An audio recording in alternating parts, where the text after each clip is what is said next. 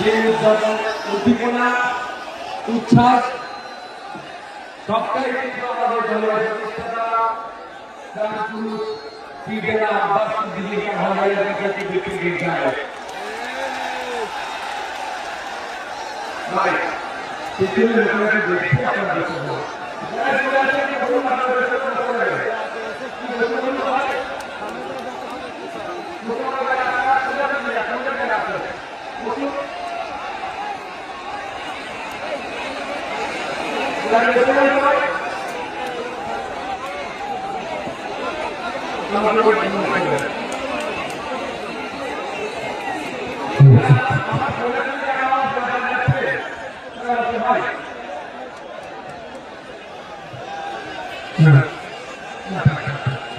পূরণ হবে, বেকারত্ব দূরে সরানো হবে, যে সমাজ ব্যবস্থায় আইনের বিচার হবে, তামান্নার বিচার হবে, বৃহত্তমার বিচার হবে, যে সমাজ ব্যবস্থায় নারীরা তার অধিকার পাবে, যে সমাজ ব্যবস্থায়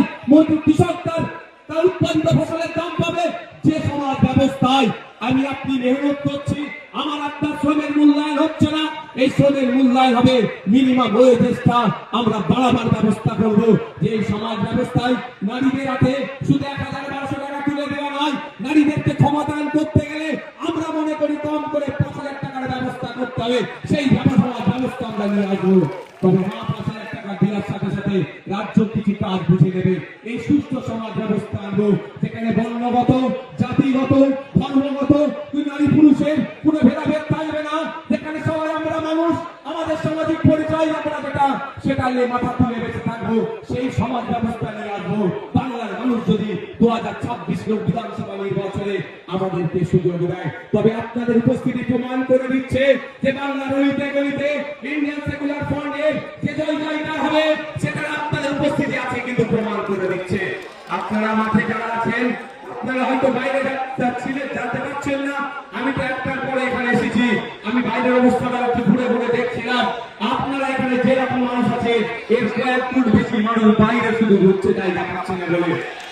আপনাদের ঘোষণা অনুযায়ী আমি গত বছর ঘোষণা দিয়েছিলাম, আমরা বলেছিলাম আমরা চেষ্টা করবো কলকাতায় ব্রিগেডে করা, কিন্তু আমাদের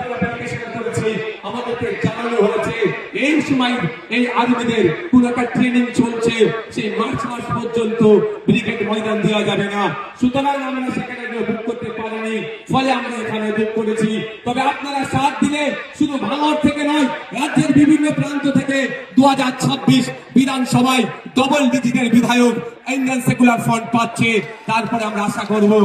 এবং আর্মিদের ট্রেনিং কখন আছে সেটাও প্রয়োজনে দেখে নেব, তার ট্রেনিং এর ফাঁকে বা ট্রেনিং এর পরে আপনাদের সাথ নিয়ে আবার আপনাদেরকে নিয়ে কলকাতায় আমরা ব্রিগেড ময়দান ভরাবো অধিকারের জন্য।